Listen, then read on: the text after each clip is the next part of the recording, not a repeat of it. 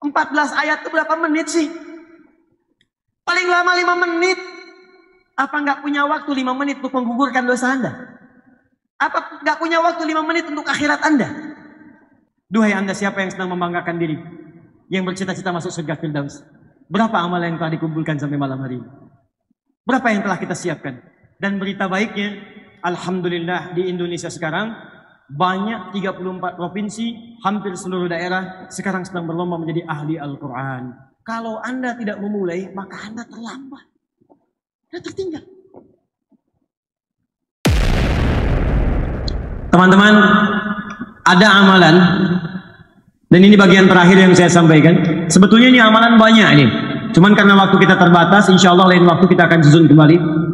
Ada amalan yang saat dikerjakan, bukan sekedar hanya meningkatkan iman, tapi pertama akan memberikan jaminan dari Allah langsung bahwa hidup orang ini selama di dunia akan dijamin kemudahan oleh Allah Subhanahu wa taala. Di alam kubur akan dipelihara jasadnya utuh sampai menghadap kepada Allah. Dan di hari kiamat ketika dihisab langsung diberikan mahkota sebagai penghargaan dalam kepalanya. Diberikan gelang-gelang emas di tangannya, dipakaikan jubah di badannya. Dan yang paling dahsyat, saat masuk surga, dia diperkenankan menggandeng bapak ibu yang telah melahirkannya, bapak yang telah bekerja keras untuknya, istri yang mendampingi selama hidupnya, dan anak keturunan yang telah hadir dari kehidupan rumah tangganya. Semuanya akan dipimpin orang ini masuk ke dalam surga. Bukan surga biasa, tapi surga yang paling tinggi dan disambut oleh semua malaikat di depan pintu surga. Amalan ini adalah amalan mencintai Al-Quran. Amalan mencintai Al-Quran.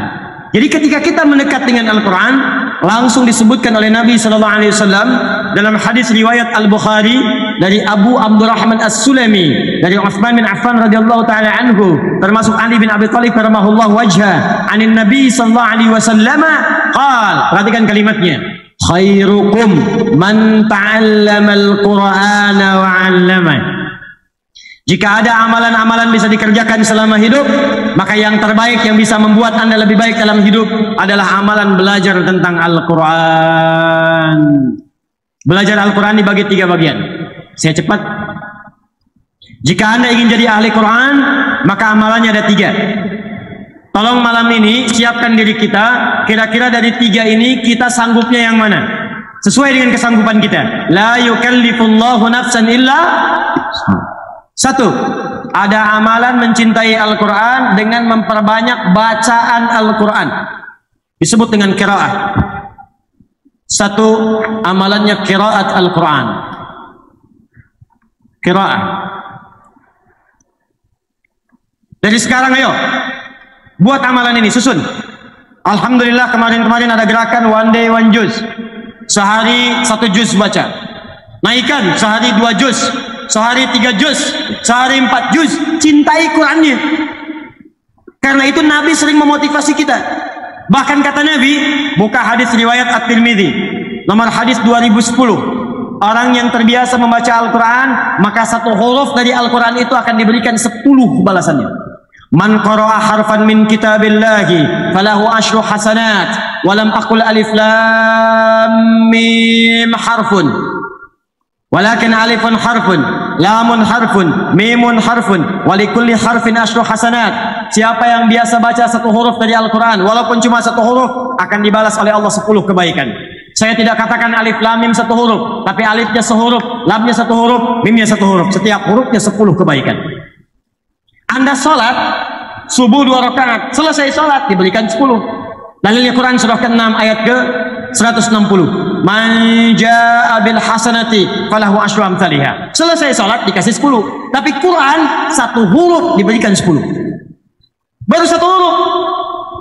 Nun 10. Sudah dulu Taha 20. Alif lam mim 30. Jangan menghitung 1, 2, 3, 4, 5, 6, 10. Bukan begitu caranya, Joni. Di hadis Muslim masuk masjid saja baru masuk sudah dapat 25. Kata Nabi cara ngitungnya 1 ke 2 500 tahun, ketiga 500 tahun, 3 ke 4 500 tahun. Jadi kalau ada sehari nggak baca Quran, kehilangan berapa ribu tahun Anda pahala di sisi Allah Subhanahu wa taala. Quran. Jika Anda merasa banyak maksiat, harus pintar, cari amalan-amalan paket hemat, dikerjakan pahala berlimpah. Baca Quran paling bagus. Dosa 100, bacakan Bismillahirrahmanirrahim 19 huruf 190, nutup tuh. Tapi kalau 100 baru dosa masa, telinga belum, lisan belum, tangan belum, kaki belum, maka cari surat-surat yang kita baca dari awal sampai akhirnya. Kalau ingin 30 juz, bikin caranya, saya mudahkan dengan izin Allah Subhanahu wa taala. Perhatikan, kalau langsung dibaca 1 juz rasanya lama. 1 juz bagi 5 waktu sholat. Subuh, zuhur, asar, maghrib, isya. Bagi 5. Al-Fatihah nggak usah dihitung. Contoh juz pertama. Al-Baqarah 1 sampai 141. 141 bagi 5 berapa? Cepat. 28. 28. Subuh 28 ayat. Zuhur 28. Asar 28. Maghrib, isya 28. Ustaz banyak lama saya harus berangkat kantor. Pendekin lagi. Bagi 2. Sebelum subuh 14, setelah subuh 14. Sebelum zuhur 14, setelah subuh, setelah zuhur 14. Terus 14, 14, 14, 14, 14, 14. 14 ayat itu berapa menit sih? Paling lama 5 menit. Apa nggak punya waktu 5 menit untuk menggugurkan dosa Anda? Apa nggak punya waktu 5 menit untuk akhirat Anda? Bahkan Anda di sekarang, Masya Allah, di mobil bisa tilawah Quran, di jalan bisa baca Quran, cuma 5 menit. Jika Anda bisa investasi 5 menit dengan sesuai rumus ini, sehari selesai 1 juz, 30 hari sebulan selesai 30 juz. Ustaz belum sampai, cari wirid-wirid kata Al-Imam An-Nawawi. Dari Al-Quran, cintai beberapa surat tertentu, dawamkan untuk dibaca. Nabi menyampaikan dalam hadis sahih di Al-Bukhari, orang yang senang baca Al-Baqarah dan Ali Imran, maka keduanya akan menjadi awan yang melindungi di hari kiamat. Ka'annahuma ghamamat. Semua surah dalam Al-Quran punya keutamaan. Maka silahkan Al-Baqarahan, Ali Imranan, An-Nisaan, Yasinan, Al-Kahfian, ya. Jangan cuma Qul huwallahan, Qul al-falakan, An-Nasan. Cari ayat-ayat, cari surat-surat yang kita bisa jadikan wirid. Buka kitabnya Imam An-Nawawi sebelum menulis Al-Arba'in 42 hadis, Riyadhus Shalihin 1896 hadis. Sebelum menulis kitab Syarah Sahih Muslim 9 jilid, beliau menulis At-Tibyan fi Adab Hamalatil Quran. At-Tibyan fi Adab Hamalatil Quran. Klik di Google At-Tibyan Al-Imam An-Nawawi, keluar muncul. Cari terjemahannya. Kalau punya kitabnya cari terbitan Darun Nafais halaman 52, paling kanan di pertengahan. Beliau menyampaikan ada kebiasaan salafus saleh di sejak zaman dahulu, mereka kalau sedang akan tidur atau dalam kebiasaan hariannya punya wirid bacaan-bacaan Al-Quran. Nabi mencontohkan wirid sebelum tidur, baca Al-Ikhlas, Al-Falaq, An-Nas, ayat kursi. Bacakan ayat kursi supaya mencegah setan mengganggu dalam tidur kita. Tapi setannya kuat Ustaz, tidak cukup dilempar dengan ayatnya, lempar dengan kursinya sekalian. Biasakan baca. Ternyata ada di antara orang salaf membiasakan baca Al-Baqarah karena ingin dinaungi di hari kiamat. Baca Al-Baqarah sebelum tidur, baca. Allahu Akbar. Saking dekatnya dengan Al-Quran, maka dia dijaga oleh Qurannya. Ternyata sekali waktu dia tertidur, belum sempat baca Al-Baqarah saking lelahnya. Tiba-tiba dia bangun pertengahan malam. Bangun. Temannya kaget terkena bagian tangannya, dia bangun juga. Dia bertanya, "Madza bika? Kenapa kamu?" Kata orang ini, "Wallahi, ra'aitu fil manam laqad natahat dil baqarah." Saya tadi ketiduran. Dalam tidur saya mimpi diseruduk Al-Baqarah. Di saking seringnya baca Al-Baqarah, ayat itu, surat itu menjadi dekat dengan dia. Kamu belum baca saya. Bahkan sebelum datang hari kiamat untuk menaungi dia dari sengatan matahari yang sangat terik, di alam dunia pun dijaga dengan surat yang biasa dia baca. Dia biasakan pasang target. Ustaz saya belum lancar. Berita baik dari Nabi At-Tirmidzi nomor hadis 2020. Perhatikan kalimatnya. Walladzi yatata'ta wa huwa syaqqun 'alaihi falahu ajran. Orang yang baru belajar baca Quran, terbata-bata bacanya. Orang baca alif lam mim, dia baca alif lam mim, falahu ajran, dia mendapatkan pahala 2 kali orang yang lancar. Oh, kalau gitu saya terbata-bata aja Ustaz ya. Maksudnya 1 pahala ikhtiarnya, yang kedua pahala bacanya. Sedangkan orang yang lancar dapat pahala plus ma'asyaratil kiramil bararah, akan diiringi hidupnya oleh malaikat yang menjaga dia. Jadi kalau Anda lancar baca Quran, punya program baca Quran, Quran itu selain menjaga iman Anda akan dijaga malaikat. Disebut oleh Nabi namanya syafaratil kiramil bararah. Kiram artinya mulia. Jadi orang yang dekat dengan Al-Quran akan dijaga kemuliaan hidupnya, dijaga dari perbuatan maksiat.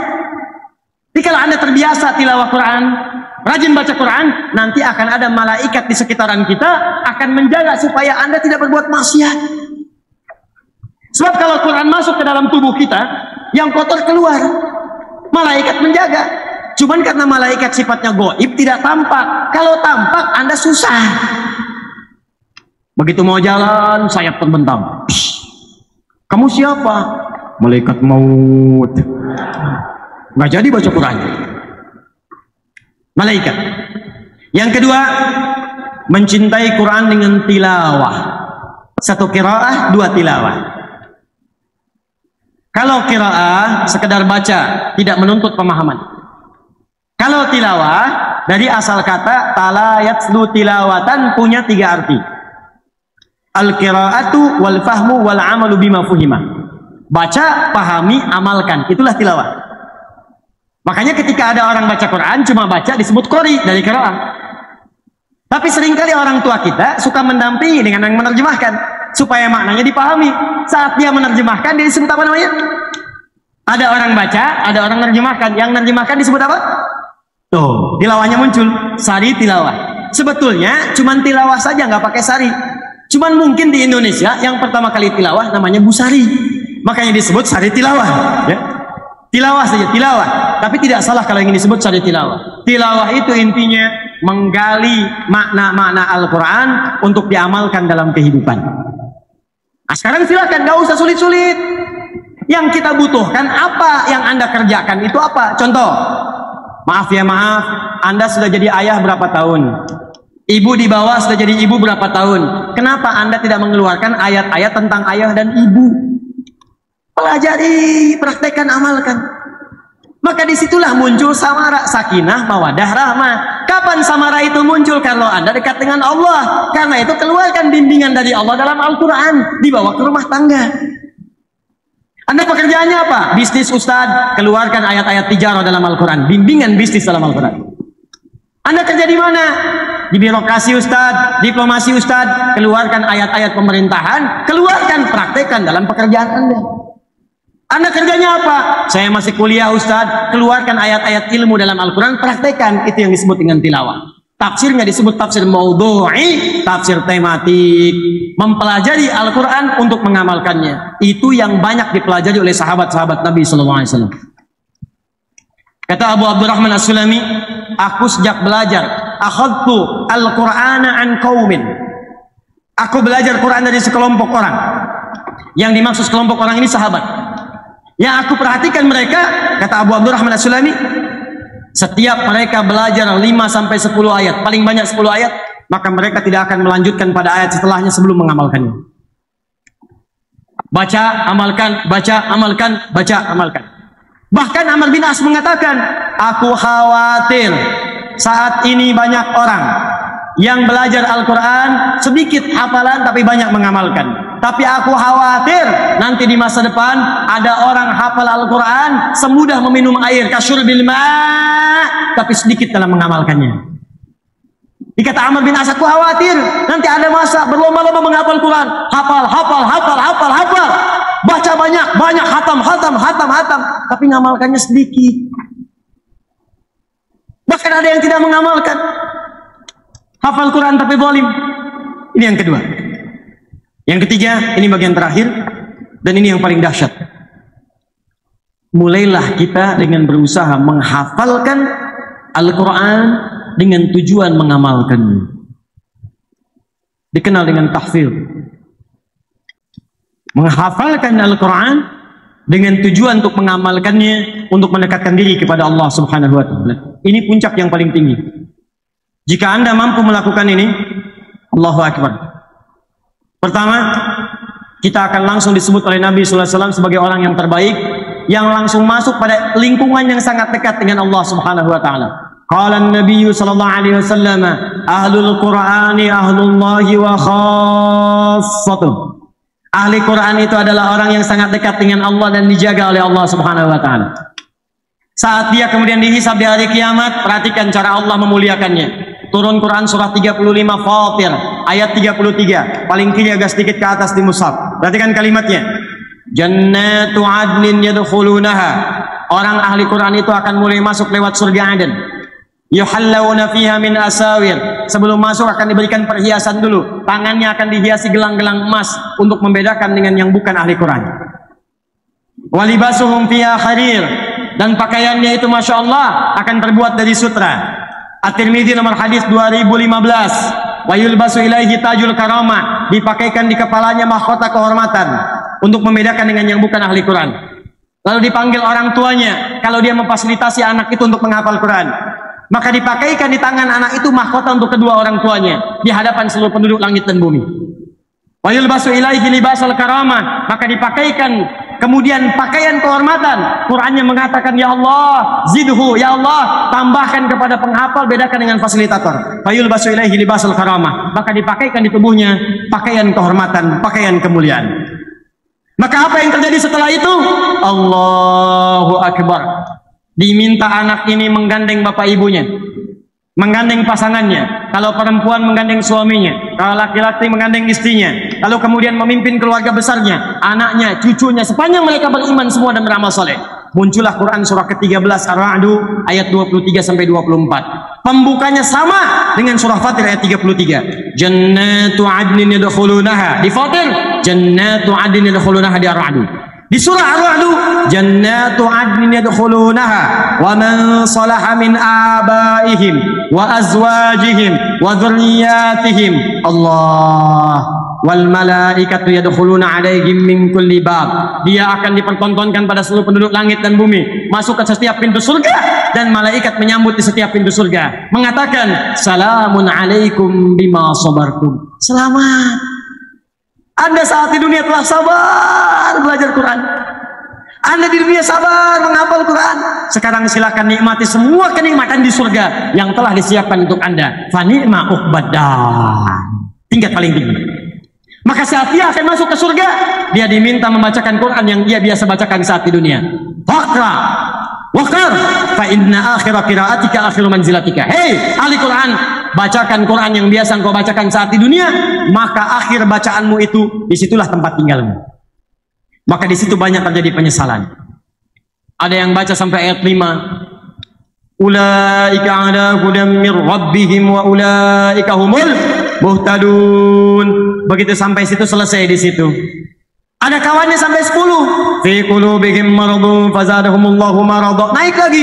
Ketika dibacakan naik. Semakin tinggi semakin indah surganya. Ada yang 1 juz lebih tinggi lagi, 10 juz lebih tinggi lagi, yang 30 juz itu yang paling tinggi. Nggak bisa ditukar. Ya Allah, boleh nggak dari An-Nas dulu? Yang paling tinggi semakin tinggi semakin tinggi. Maka dari itu perhatikan canda orang-orang Palestina. Anak-anak yang banyak sebagian orang menangisi mereka, yang mengatakan kasihan anak Palestina. Banyak orang tidak tahu ternyata mereka dimuliakan oleh Allah. Dan kita yang harus mengevaluasi diri. Jangan-jangan kita yang patut dikasihani. Mereka yang makan roti dibagi 16 potong. Mereka yang mencari air yang kadang-kadang telah diracun itu. Ternyata mereka adalah produk penghafal Quran nomor 1 di dunia. Dari sejak kecil mereka menghafal Quran. Dari sejak kecil mereka didekatkan dengan Al-Quran. Dan perhatikan canda mereka ketika bercanda dengan teman-temannya. Kalau sudah ada yang 30 juz, maka mereka akan bercanda kepada yang 20 juz, 15 juz, 25 juz, 5 juz. Kata yang 30 juz, nanti kalau saya sudah di atas, kamu saya dadahin di bawah ya. Anda sudah sampai kemana? Duhai Anda siapa yang sedang membanggakan diri, yang bercita-cita masuk surga Firdaus? Berapa amal yang telah dikumpulkan sampai malam hari ini? Berapa yang telah kita siapkan? Dan berita baiknya, alhamdulillah di Indonesia sekarang banyak 34 provinsi, hampir seluruh daerah sekarang sedang berlomba menjadi ahli Al-Quran. Kalau Anda tidak memulai, maka Anda terlambat. Anda tertinggal. Saya mendapati satu keluarga, Pak. Suaminya bekerja serabutan, hanya kuli bangunan, kata manusia biasa. Istrinya mengambil kayu-kayu di sawah. Anda kalau datang dimuliakan oleh beliau. Ikan diberikan, makanan diberikan, kumpul. Seakan-akan gak ada yang tidak ada. Dan ketika ditanya, istrinya akan berkata istrinya, Alhamdulillah, Allah kasih rezeki banyak sama Abi. Sebulan bisa dapat 500 ribu. 500 ribu yang bagi Anda cukup dengan pulsa saja. 500 ribu yang bagi Anda cukup dengan pakaian saja. Bagi orang ini, keluarga ini banyak. Ternyata istrinya hafal Quran 7 riwayat. Suaminya yang kuli bangunan itu sudah hafal Quran 30 juz. Anak-anaknya semua hafal Quran 30 juz. Anak kecil sekarang hafal Quran 4 tahun hafal Quran. Kami ada murid belajar di Bekasi sekarang 7 tahun hafal Quran dengan nomornya, dengan posisinya, dengan ayatnya, dengan temanya. 5 tahun hafal Quran buta mata. 64 tahun sudah memulai menghafal Quran. Bahkan mereka maghribnya jam 5.30, jam 5 sudah di masjid. Ada yang berusaha menghafal Quran tinggal 30 hari menjauh dari keluarganya. Jadi kalau Anda tidak mulai, Anda tertinggal. Anak kecil usia 5 tahun, maghrib masih setengah jam, sudah datang ke masjid untuk sholat berjamaah, menghafal Quran, tinggal sampai isya, belajar sampai setengah 9, pulang ke rumah. Sementara dia belum balik. Anda diberikan 40 tahun, 50 tahun, 60 tahun, pengen masuk surga Firdaus. Sampai malam hari ini pun untuk baca Quran masih belum punya waktu. Berapa lama lagi waktu yang Anda butuhkan untuk mendekat kepada Allah? Berapa lama lagi? Nasihat saya, kalau Anda tak mampu berlomba dengan orang soleh, meningkatkan amal baik, sebaiknya segera berlomba dengan para pendosa untuk bertaubat dan istighfar di hadapan Allah Subhanahu wa Ta'ala. Istighfar, istighfar. Tingkat maksiat semakin tinggi, godaan semakin kuat. Kalau amalan tidak pernah meningkat, kapan lahirnya kita berkat dengan Allah Subhanahu wa Ta'ala? Kapan dapatnya kita kemuliaan dari Allah Subhanahu wa Ta'ala? Karena itu takwa disebutkan 115 kali, tapi nafsu pun disebutkan 115 kali. Tuh, takwa 115 kali. Nafsu, sumber keburukan disebutkan 115 kali. Nafsu itu sumber keburukan. Quran surah 12 ayat 53. Wa ma ubarri'u nafsi innan nafsa la ammaratun bisu. Takwa 115 kali, nafsu 115 kali. Jadi kalau Anda ingin jadi baik dengan takwa, maka akan dihambat oleh nafsu, sama persis. Yang membisikkan takwa malaikat disebutkan 88 kali di Quran. Yang membisikkan nafsu setan disebutkan 88 kali. Setiap kita akan terus mengerjakan kebaikan, maka akan ada setan berusaha menghambat kita mengerjakan itu. Maka carilah amalan yang paling tinggi untuk bisa menguatkan iman dan menepikan godaan-godaan setan. Nah sekarang saya mau tanya, insya Allah siap menghafal Quran? Gini, jangan bayangkan penghafal Quran itu disebut penghafal kalau sudah 30 juz, belum tentu. Yang ingin Allah lihat pada diri kita bukan jumlah hafalannya, tapi keseriusan kita untuk menghafalkannya. Makanya di Al-Quran, patokan penghafal Quran itu bukan 30 juz ya, tapi bagaimana ayat yang dihafalkan membimbing dia berubah jadi orang baik. Buka Quran surat 35 ayat 32. Ini bagian terakhir saya, dan nanti saya tutup insya Allah memberikan gambaran singkat untuk bisa menghafalkan dengan mudah. Perhatikan kalimatnya. Tsumma awrathnal kitaba alladzina istafaina min ibadina faminhum zalimun li nafsihi wa minhum muqtasid wa minhum sabiqun bil khairati biidznillah. Kemudian kami akan wariskan Al-Quran untuk mudah dihafalkan oleh sementara golongan hamba-hamba kami. Cuman sayang, ada yang hafal bahkan sampai 30 juz, cuman zalim. Banyak berbuat maksiat. Zalim itu menempatkan sesuatu bukan pada tempatnya. Lihat sini, gelas ini menampung air untuk minum, gayung menampung air untuk mandi. Ada orang minum pakai gayung, mandi pakai gelas, zalim. Ada orang hafal Quran tapi tidak menempatkan ayat sesuai dengan fungsinya. Dia hafal surat Al-Ikhlas, Qul huwallahu ahad, katakan hanya Allah Tuhan yang satu, Tuhan yang esa. Sudah jadi keimanan kita. Kita menghormati keyakinan orang lain, tapi kita kuatkan keimanan kita. Tapi kok dia bisa mengatakan semua agama sama, menuju pada Tuhan yang sama? Caranya beda-beda. Hafal surat Al-Ikhlas tapi tidak mengamalkan aslinya, tidak mengamalkan isinya. Faminhum zalimun li nafsi. Hafal Hafal ayat wailul lil mukadzibin, celaka para pendusta, masih berdusta. Hafal ayat as-sariqu was-sariqatu faqtu aydiyahuma, jangan mencuri, jangan korupsi, daripada dipakai yang jelek potong tangannya, masih mencuri juga. Zalim. Ada yang muktasid, hafal belum bisa berbuat baik, paket hemat untuk dirinya saja, mojok-mojok, kedekat tiang, ngulang-ngulang hafalan, akhi jadi imam ya, belum mau, akhi ngajar ya, belum bisa, untuk dirinya saja.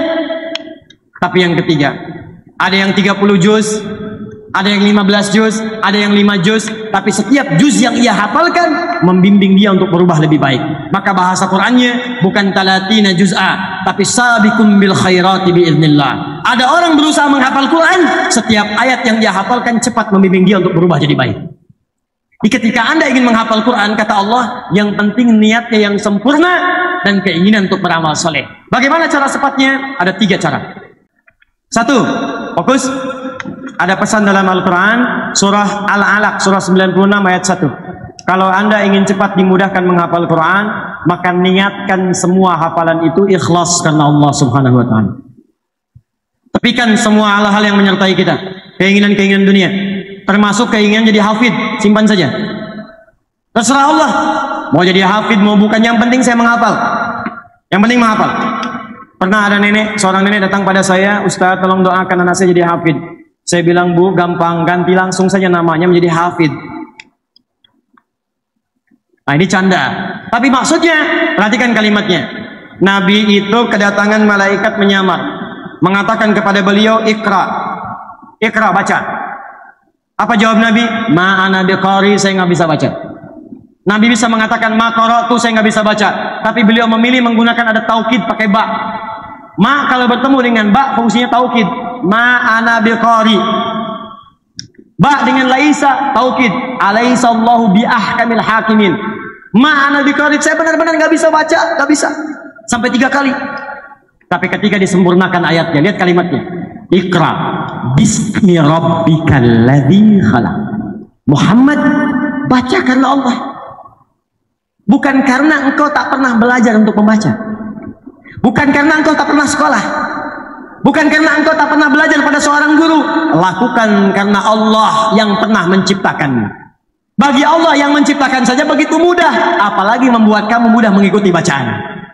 Ayat ini kata para ulama adalah inti daripada kita mendekat kepada Al-Quran. Kalau niat kita ikhlas karena Allah, ingin mendapatkan rahmat Allah, ingin dimuliakan Allah, maka Allah akan mempermudah apa yang kita kerjakan dalam hafalan kita. 1, ikhlas. 2, agak cepat. Quran surah 54 ayat 17, 22, 32, 40. Yang kedua, mesti yakin jangan ragu bahwa menghafal Quran itu mudah. Yakin jangan ragu bahwa menghafal Quran itu mudah. Orang Arab kalau ingin meyakinkan sesuatu dia tambah lam di depannya. Ustaz Adi Hidayat ya'ti ila Jami' al-Irsyad. Ustaz Adi Hidayat akan datang ke Masjid al-Irsyad. Masa sih? Huwa la ya'ti. Lanya pendek, la ya'ti. Akan datang insyaallah. Masih belum yakin, tambah qad li tahqiq. La qad ya'ti. Akan datang insyaallah. Walaupun terlambat, datang. Datang, bismillah. Maka kalau ada lam dengan qad disatukan, ini artinya ada orang-orang yang kadang-kadang banyak ragunya, mesti diyakinkan. Dan ayat ini dibuka dengan kalimat laqad. Wa laqad yassarnal Qur'ana lidzikri fahal mim muddakir. Kata Allah, hei, kamu harus yakin, aku telah mudahkan Al-Quran semudah-mudahnya untuk dihafalkan. Cuman syaratnya jangan ragu, harus yakin. Saya ulang, yakin Al-Quran mudah? Yakin Al-Quran mudah? Yakin Al-Quran mudah? Harus yakin, jangan pernah ragu. Yakin, yakin, yakin. Begitu lihat mushaf, tebal juga ya. Mulai ragu. Alif Lam Mim, masih yakin. Dzalikal kitabu la raiba fihi hudan lil muttaqin, masih yakin. Ya ayyuhalladzina amanu idza tadayantum bidain, mulai ragu. Satu ayatnya panjang amat, sampai 1 halaman. Begitu Anda mendapatkan keraguan, langsung tepis, yakin, mudah, yakin, mudah. Itu rumusnya Al-Quran. Di begitu digoda, susah nih, yakin, ragu. Jangan ragu, mudah, mudah, mudah, mudah, mudah. Cara cepatnya. Jelas? Baik. Awas, awas, awas. Ketika Allah menyebutkan kemudahan menggunakan alif lam. Tapi ketika mengajak kita untuk menghafal menggunakan mim. Walaqad yassarnal Qur'ana lidzikri, pakai alif lam. Hurufnya pakai zal, da. Tapi ketika mengajak kita menghafal dirubah pakai mim, dalnya menjadi dal mudakkir. Alif lam menunjukkan pada proses, mim menunjukkan kepada orang. Jadi menghafal Quran itu mudah, yang susah orangnya. Buktinya anak kecil bisa, orang dewasa bisa, yang melihat bisa, tak melihat bisa. Jadi kalau ada yang sulit menghafal Quran, bukan Qurannya, orangnya yang susah. Makanya yang susah orangnya. Kenapa susah? Karena di dalamnya belum selesai faktor internal.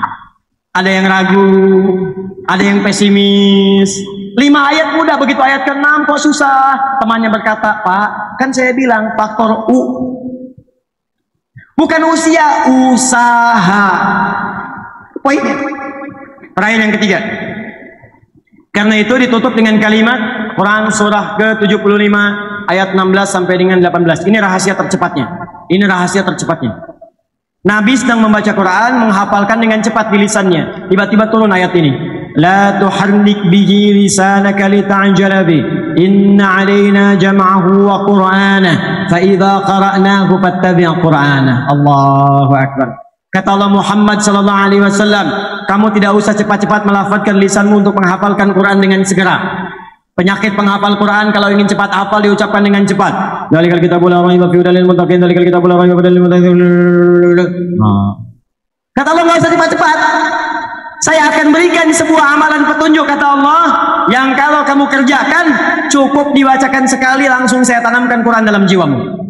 Kalau Nabi malaikat yang bacakan, Nabi langsung hafal, tinggal diikuti.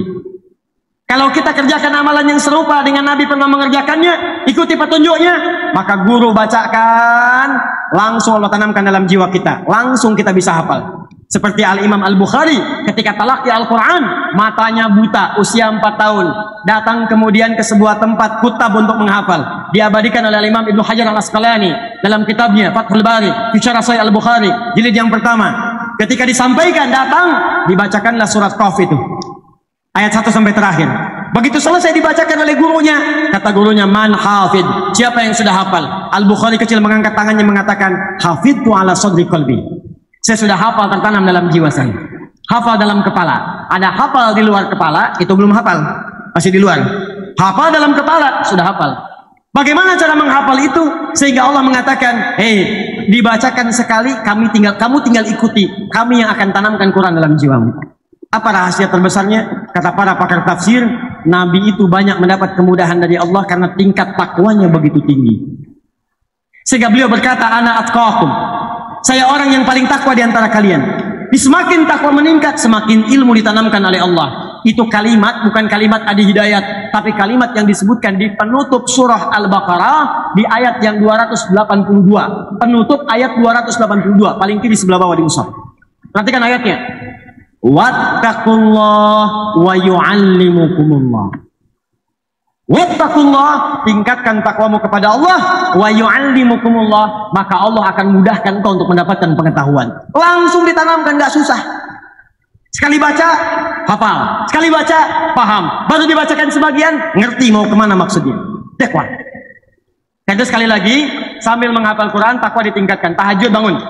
Karena ayat menghafal Quran disandingkan dengan tahajud. Ayat tahajud, faqra'u ma tayassara minal Quran. Ayat menghafal, walaqad yassarnal Quran. Yassara, menghafal. Tayassara, diulang dalam tahajud. Ayo, mulai tahajud, mulai sedekah, infak. Niatkan untuk mempermudah hafalan. Dulu Al-Imam An-Nawawi Al-Bantani sebelum datang kepada gurunya, beliau infak dulu. Apa niat infaknya? Beliau katakan, ya Allah, saya berinfak dengan niat ini supaya mudah belajar saya dari guru saya, dan mohon tutupi aib guru saya dari pandangan saya. Mohon tutupi ya Allah supaya mendapatkan keberkahan ilmu dari guru. Beliau berinfak, bersedekah, mengatakan, ya Allah, mohon tutupi aib guru saya dari saya supaya saya tidak kehilangan keberkahan ilmunya.